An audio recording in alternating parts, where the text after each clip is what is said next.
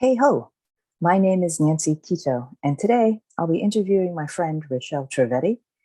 Our topics today are singing bowls and Reiki. These two topics were of interest to me for two reasons.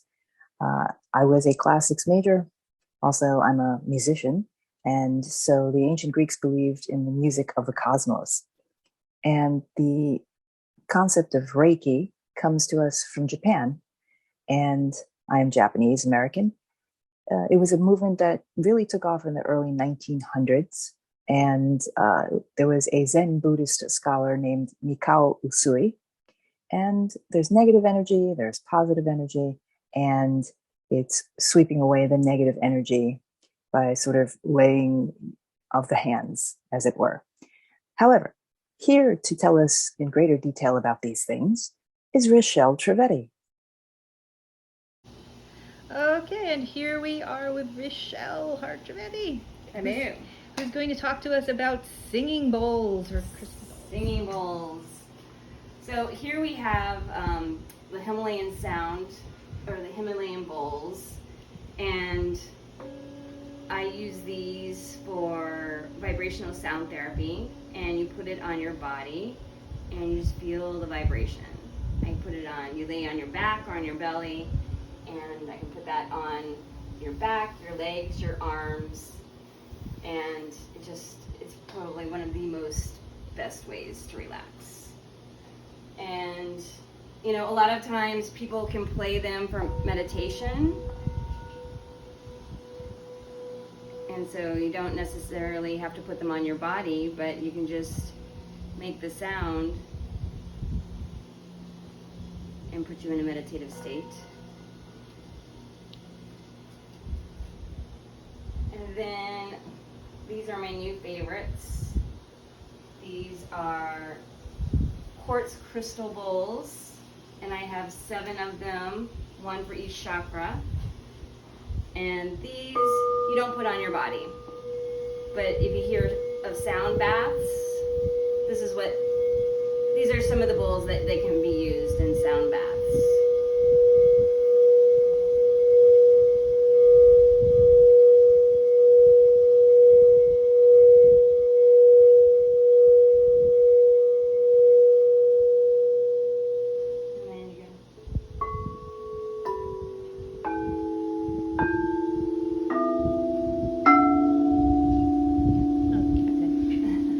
So when you do sound baths, it comes to you which bowl to be sounding next, or you can simultaneously sound them, or? Yeah, actually, I usually play 2 bowls at the same time. Mm-hmm.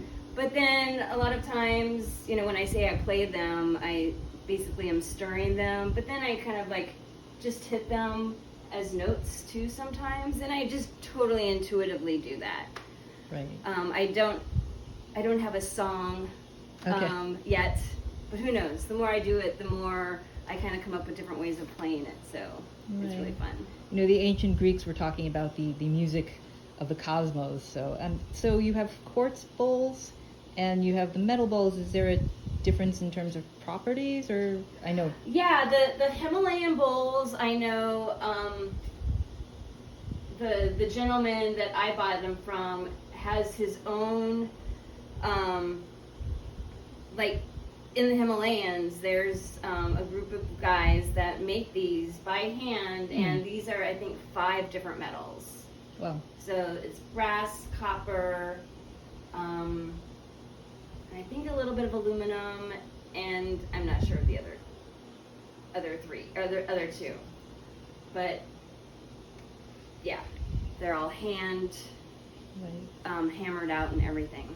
And is there a reason they went to quartz bowls? I know certain crystals, certain minerals have different types of possibly healing properties. Oh, definitely. There are a lot of different bowls out there with using different crystals. And even I've heard of glass bowls with having little bits of properties of crystals in them as well.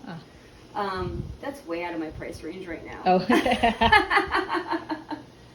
These were a really big investment too, but I went to a virtual conference, a sound conference last year, Right. and I got a really good discount. So. Right, and you mentioned they're associated with chakras? Mm-hmm. Yep. What are chakras? Chakras are our energy. Everybody has energy centers, and I mean we have probably thousands of chakras in our bodies, but we have 7 main chakras. We have the root chakra, the sacral chakra, the solar plexus, and the heart, the throat, the third eye, and the crown. And everybody has them, whether you believe in them or not, because we're all energy. And these are the different energy centers that help us bring, take in the emotional and physical stuff of every day, and it helps filter it through. And so each one of these bowls, is the note of the chakra, which, say you had a blockage in your root chakra and you played the root bowl, that would kind of help open up your blockages. Okay. Thank you very much. Richelle Hart Trivedi, who's going to talk to us about Reiki. And I looked it up in Japanese Zen person doing this. And Ki is your universal life force. Explain Reiki to me. Yes, Reiki. Well, Reiki is like the Rei is the spiritual wisdom, and Ki is, like you said, the prana and the chi. And so when somebody is doing Reiki on somebody else, it's not even doing Reiki on somebody, it's practicing Reiki. You're basically just tapping into that special place of chi or divine source, or whatever people call that. And when I lay hands on people, and I'm basically just a channel for the Reiki energy.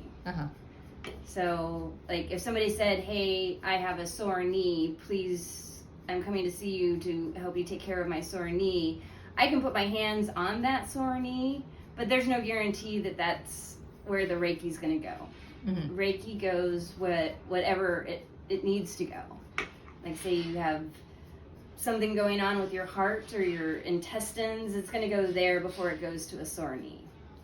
Right. So basically there's positive energy and negative energy, and you're basically the operator-assisted call and helping the good energy displace the negative energy? Is that right? Well, yeah, or not even displace, just get rid of. Like, say you have some issues going on, like emotionally, and you feel physically fine, Reiki will help with those emotional, like we were just talking about chakras.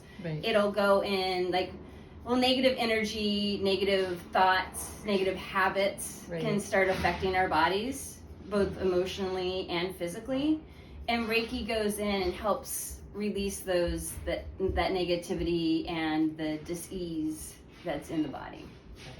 And you mentioned laying of hands. Do you lay? It's like way back when in biblical times, laying on the hands. I mean, is that something? Yeah, no, that's exactly it. I mean, who knows? Jesus Christ could have been a Reiki practitioner because he healed people, right? This is so.